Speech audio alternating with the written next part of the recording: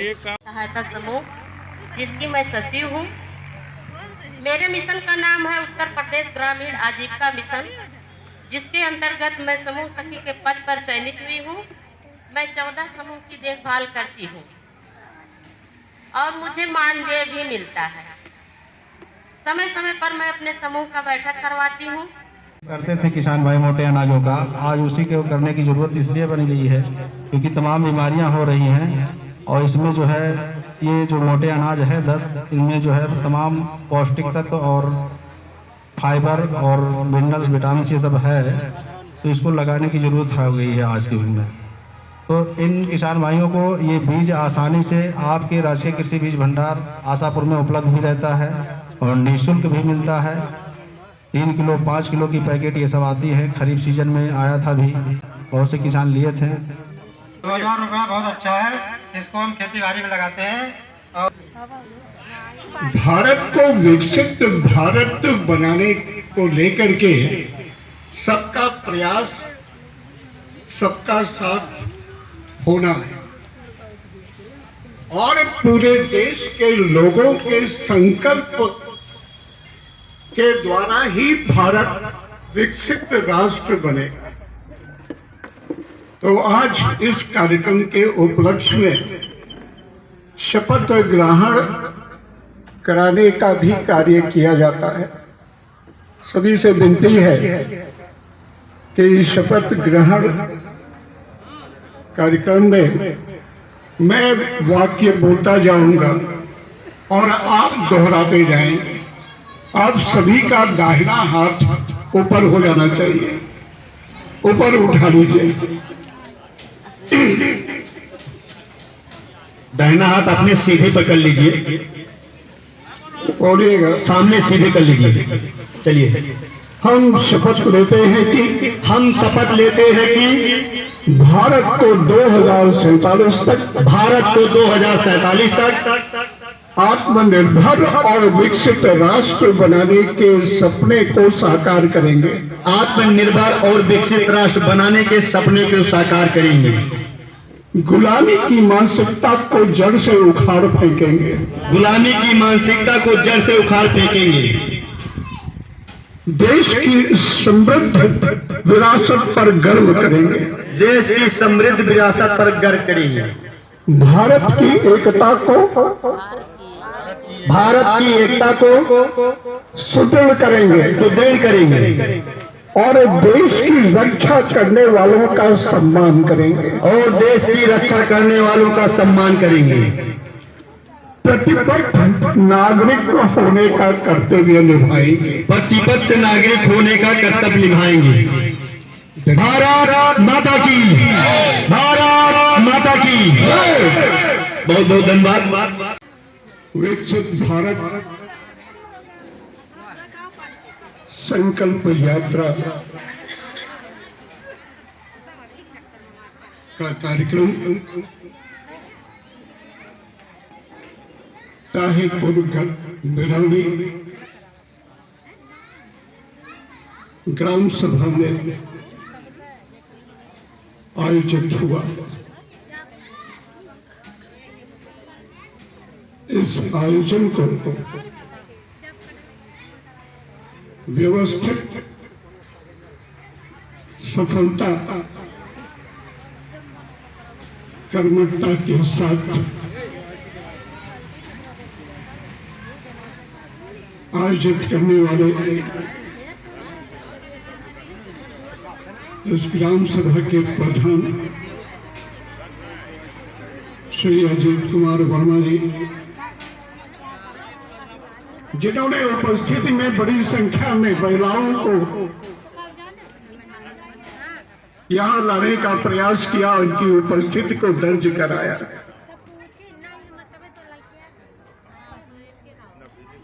हमारे बीच में उपस्थित पूरे ब्लॉक में जहां कहीं भी ये कार्यक्रम होता है, बढ़ चढ़ करके नोडल अधिकारी के रूप में उपस्थित होने वाले समाज कल्याण सहायक अधिकारी श्री विवेक सिंह जी, कृषि विभाग के सहायक अधिकारी डॉक्टर उमाशंकर जी, जल जीवन मिशन के सहायक अधिकारी मोहम्मद अमीन जी, CFL बैंकिंग के चंद्रभूषण जी,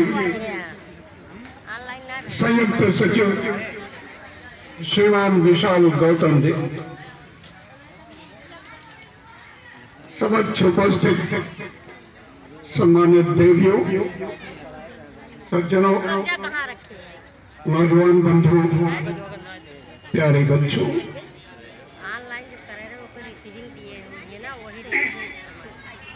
कभी पूरे जीवन में न आपने देखा होगा न सुना होगा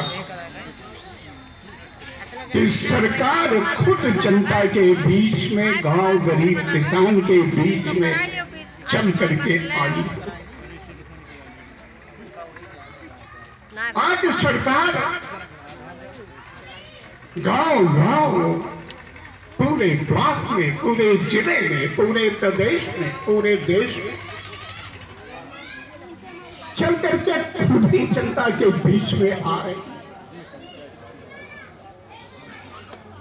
खुद ही आकर के लोगों को योजनाओं के बारे में, जिनसे उनका विकास हो सके, जिनसे उनका भला हो सके, उनका कल्याण हो सके, बेटी बेटियां, युवा वृद्ध, क्योंकि महिलाओं की रक्षा हो सके, हर गांव में आकर के बताने का कार्य किया जा रहा है। इस देश की सरकार जनता के द्वारा, जनता की और जनता के लिए सरकार, और इसी नाते हर सरकार को जनता के बीच में आना ही चाहिए। ये आपका नैतिक अधिकार है और इस अधिकार को देने और दिलाने का कार्य आजादी के बाद पहली बार इस देश की भारत सरकार और प्रदेश सरकार ने किया। इस देश के 140 करोड़ आबादी के सामने लगातार संपर्क साधने, उनके बीच अपनी बातों को कहने, देश की योजनाओं के बारे में बताने और आपकी बात सुनने, उपलब्धियों के बारे में जानने का कार्य यशस्वी प्रधानमंत्री जी हर महीने के आखिरी में अपने मन की बात के द्वारा 107 बार आप सभी के बीच में आ चुके हैं, संपर्क कर चुके हैं, और जब तक वो प्रधानमंत्री के रूप में रहेंगे जनता के बीच में आते ही रहेंगे। आपको देश के विकास, देश की योजनाओं के बारे में बताते ही रहेंगे, आपकी समस्याओं को सुनते ही रहेंगे। ये दुनिया में कहीं कभी नहीं हुआ जो आज इस देश में, आज की तारीख में, आज के समय में हो रहा। प्रधानमंत्री बनने के बाद सबका साथ, सबका विकास, सबका विश्वास, सबका प्रयास रूपी सूत्र वाक्य को इस देश के प्रधानमंत्री जी ने अपनाया। सबके प्रयास से ही सबका साथ बनता है और सबका साथ रहेगा तभी सबका विश्वास बनेगा, और सबका विश्वास है तभी सबका विकास बनेगा। दुर्भाग्य को अपनाते हुए भारत सरकार ने नरेंद्र मोदी की अगुवाई में, उनके नेतृत्व में विकसित भारत का स्वप्न देखा। विकासशील भारत को विकसित भारत के रूप में परिवर्तित करने का एक स्वप्न देखा, जो आजादी के बाद से लेकर के आज तक किसी भी सरकार ने देखने का कार्य नहीं किया।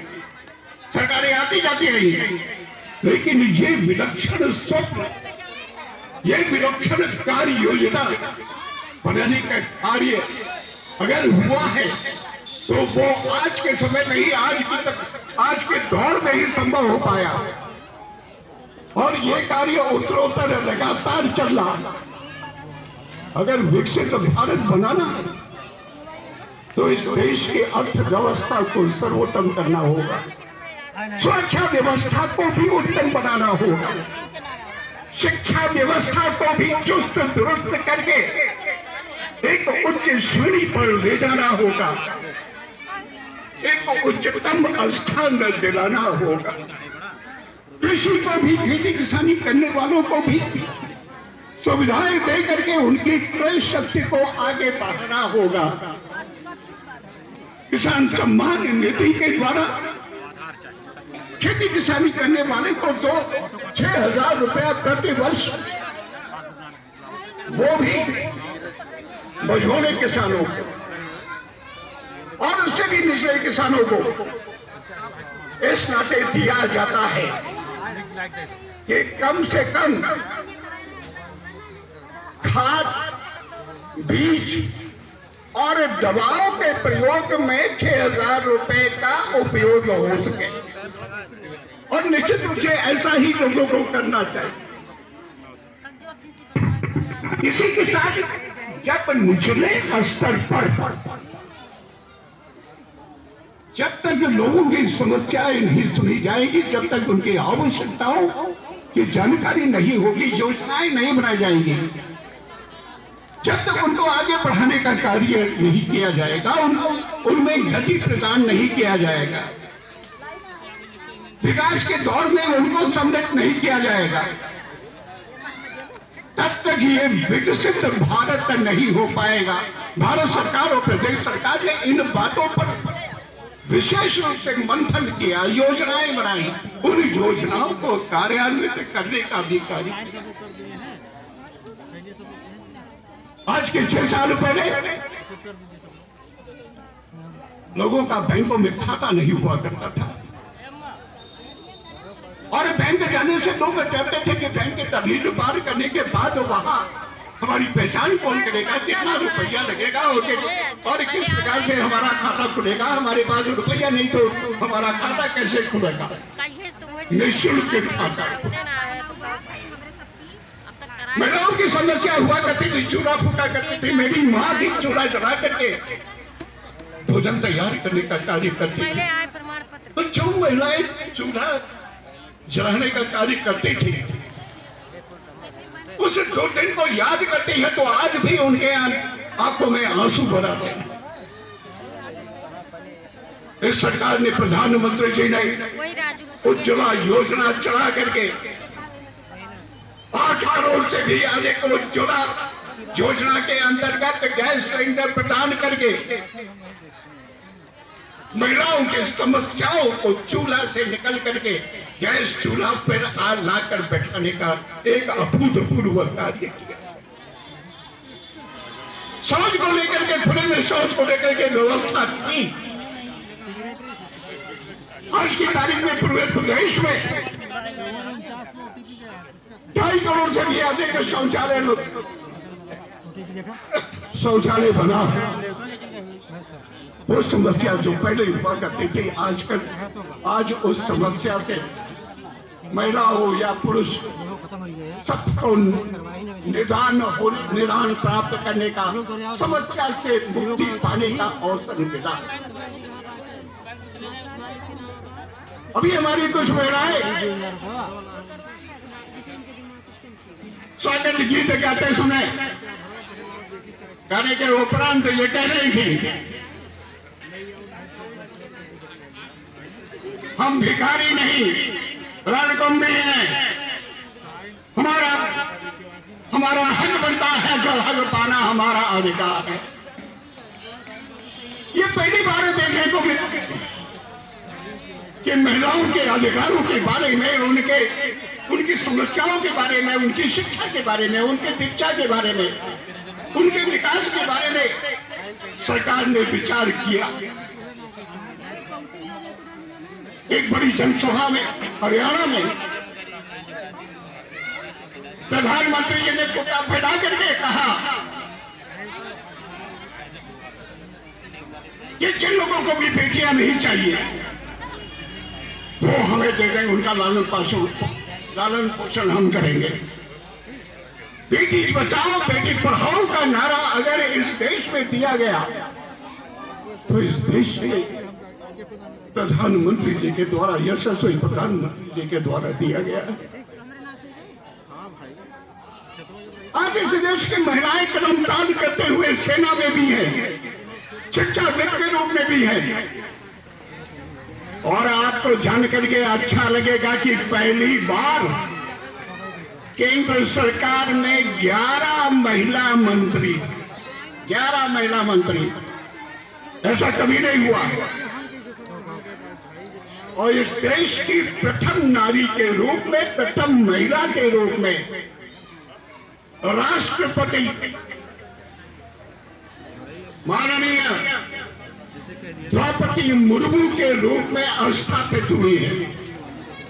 आप कल्पना भी नहीं कर सकते कि जितनी भी महिलाएं बैठी हुई हैं उससे भी कहीं ज्यादा आर्थिक स्थिति उनकी खराब हुआ करती थी। उनके गांव में पढ़ाई लिखाई की कोई व्यवस्था ही नहीं थी, उनके परिवार में भी लोग पढ़े लिखे नहीं थे।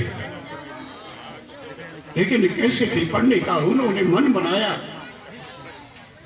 जब भी आप किसी कार्य को करने के लिए मन बनाते हैं और उसके लिए संकल्प कर लेते हैं कि इस कार्य को हमें करना ही करना है, तो निश्चित रूप से आप आगे बढ़ते ही चले जाते हैं। जितने भी व्यवधान आए हर व्यवधान को पार करते चले जाते हैं। इसी के परिणाम के रूप में चाय बेचने वाला एक युवा आज की तारीख में प्रधानमंत्री तमाम व्यवधानों को पार करते हुए आज इस देश के प्रधानमंत्री के रूप में, जो अपने आप को प्रधानमंत्री कहने के बजाय प्रधान सेवक कहते हैं, विराजमान है। द्रौपदी मुर्मू भी तमाम व्यवधानों को, तमाम व्याधाओं को, तमाम दिक्कतों को, तमाम समस्याओं को पार करते हुए आगे निकलती चली गई। बिहार की राज्यपाल भी रही और अनेक जिम्मेदारियों को संभालते हुए, उनका निर्वाह करते हुए आज की तारीख में इस देश की राष्ट्रपति। महिलाओं की इस देश में आधी आबादी है और आधी आबादी को वंचित करके, आधी आबादी का तिरस्कार करके, इनको पीछे रख करके कोई भी समाज, कोई भी देश आगे नहीं बढ़ सकता। महिला शिक्षित होगी, लड़कियां शिक्षित होगी, तभी पूरा परिवार, पूरा गांव, पूरा समाज, पूरा देश शिक्षित होगा।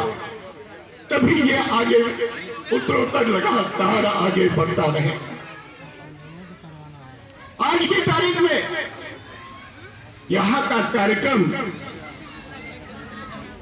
मुख्य रूप से अलग अलग विभागों से आए हुए अधिकारियों और कर्मचारियों के द्वारा जो भी कार्य योजनाएं जमीन पर लागू की गई, कार्यान्वित की गई, लाभार्थियों को जो प्रदान किया जाता है, जो प्राप्त हुआ और प्राप्त होने में जो अवशेष रह गया, उसके विषय में बताने को लेकर के यह कार्यक्रम है। और हमारे अधिकारी पूर्व में घूम के समुचित रूप से, बहुत सही ढंग से, विशेष रूप से हमारे बीच में उपस्थित समाज कल्याण के सहायक अधिकारी श्री विवेक सिंह जी, कृषि अधिकारी के रूप में उमाशंकर जी, और भी सभी लोग बड़े सही तरीके से योजनाओं के बारे में आपको बताने का यत्न कर रहे हैं।